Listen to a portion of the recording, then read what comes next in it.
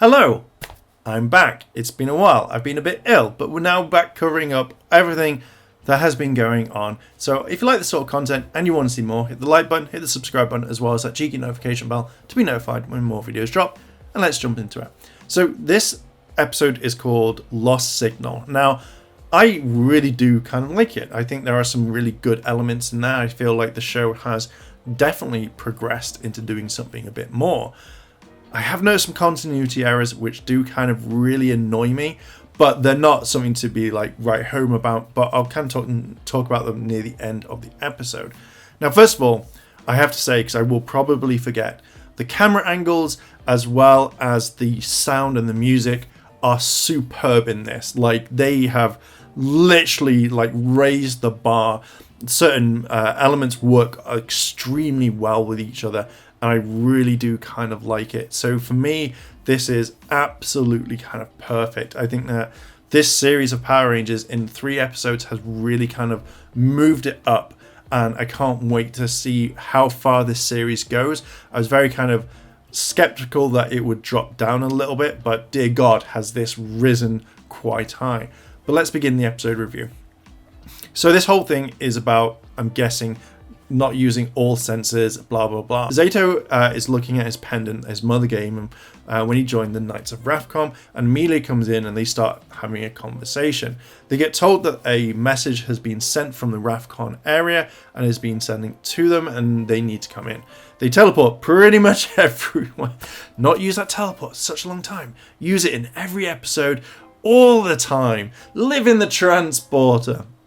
So they teleport in and out pretty much everywhere, and it's absolutely fine. They find out that the device that has the message has been damaged and there is no way to repair it yet. We know that there will be. Amelia and Ollie say that there could be a way of getting a message back or replaying the message, which would have been either through a psychic, which is really kind of weird, and then obviously using the science observatory, which would make more kind of sense. And there's a little bit of humor in this. I really like how Amelia and Ollie kind of really react. We jump to the kind of the fair where the psychic is, and we see Jane and J-Borg are having a kind of like a power unlocking or whatever. It's a bit silly, and it's a bit kind of, I really hope that these two characters aren't going to be the main comedy duo, where we've had multiple like sources and people saying, like I think even from Simon, saying that we are going to be having comedy spread throughout, which would be a lot better in my sort of eyes. So they go off because Jane now thinks that she can sense Sporax beasts everywhere, and that's particularly it. Even J-Borg is just like, what the hell is all of this, and kind of gives the all the time. And I love this. I really do like J-Borg, and she's quite cute. I just don't know what it is with the hair. Like, it looks like the wig isn't kind of set properly. It just looks a bit off, but I kind of like J-Borg. She's cute. The psychic tells Zato that there's a message saying that someone misses them very much, and Ollie wants to kind of prove that the psychic is completely wrong, so he then asks for a kind of a reading on him and Amelia and how long they've been together and their relationship. And the psychic plays into the trope of it's all fake, and that's it really. We get the first monster, Vipera. She comes down and she is basically freezing people. Her ability is like Medusa. As soon as people gaze upon her, they will absolutely freeze.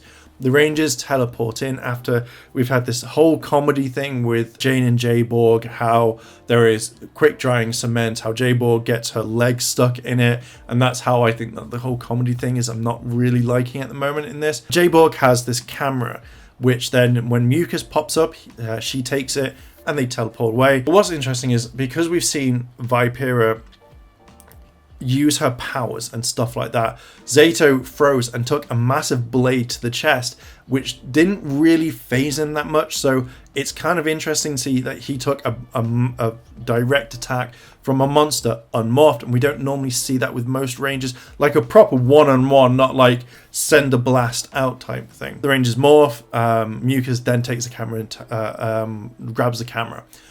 So as the Rangers morph and have a little bit of a fight, as they fight a little bit, they're not up to scratch to the point where they could easily like defeat her because they don't know what to do.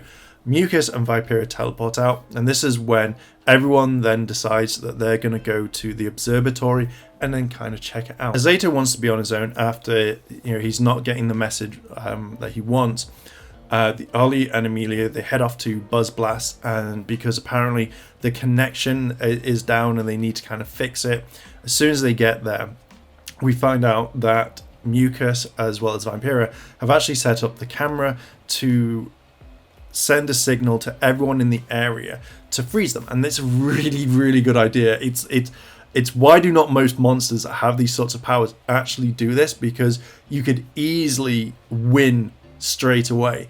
If it wasn't for Zato, because he gets frozen very briefly, and it's the dinosaur that actually, I will remember her name. If you know, let me know down below in the comments. If she hadn't have actually stopped the communication, he would have been frozen, and there would be nothing that's been going on. Solon, okay, that's Solon's name. Solon then looks at the pendant that Zato's got and goes, oh, it's the same material, we need to get that message back. With this sort of thing, Zato then gets the new ability of, oh, stuff has happened, and I know a newfound confidence effectively. He then grabs a key, which is the sound key, and he goes off to fight it. Now, this is where the camera angles are slightly different, and this works really well. It's not just I'm going to stand on one side, it's I'm going to use my sword, we're going to connect at least, and then we're going to move backwards and forwards, and I really like this. Therefore, this brings in the fact of that the other Rangers, Amelia and Ollie, they join in. They start fighting as well after the device that sends out the signal gets destroyed, and therefore we get a Megazord fight, and it jumps into Sentai footage. And then that's kind of it. We get a Megazord fight. Amelia and Ollie really love that they've got Zords, and I really love the excitement around about this. Megazord fight is kind of quite quick. They place a Japanese road onto the monster, and obviously that's Sentai footage, so that's absolutely fine. So most of this is done and dusted, and then we get the message, and I think this is going to be for Mick. I think that Mick's trying to send a signal to Earth about something. It's going to be like, oh, there's a big kind of invasion or whatever, blah blah blah, and that's where the kind of episode ends. Now, the only parts of continuity that I kind of found were when Ollie and Amelia rush in, and they've got powered up mode on their shoulders, and that's it, so you don't know what they kind of used. And therefore, when Zato is in the Megazord suit, Megazord cockpit with the others, when he grabs the giant sword, they're not in there. So Ollie and Amelia aren't in there, so they used footage from the first one, and you can tell, I think, it's by the way that the cockpit is, that these two kind of triangles on one side or something like that. But when you see it, they're not there.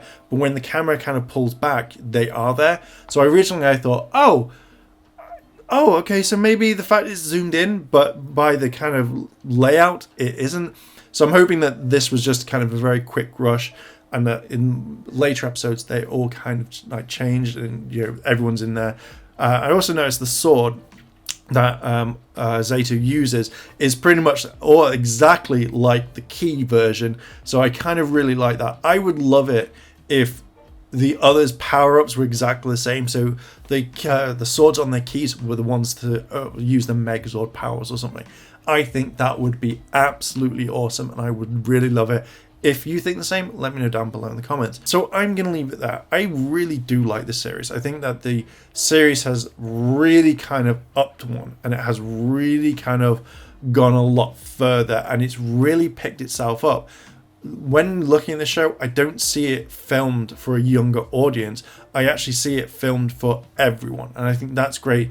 This is what I think the fandom have been wanting for a very long time, and I still think it's a very cool and unique series that I do hope gets a lot more kind of light shown on it. And if this is the way we get pacing as well as camera angles and stuff like that, I'm going to absolutely enjoy the series a lot more than what I think I'm going to. So I'm all up for it. Anyway, I am going to leave it there. Thank you very much for watching. What are your thoughts on it? Let me know down below in the comments. If you like this sort of content and you want to see more, hit the like button, hit the subscribe button, as well as that cheeky notification bell to be notified when more videos drop. Thank you very much for watching, and I'll catch you in the next video.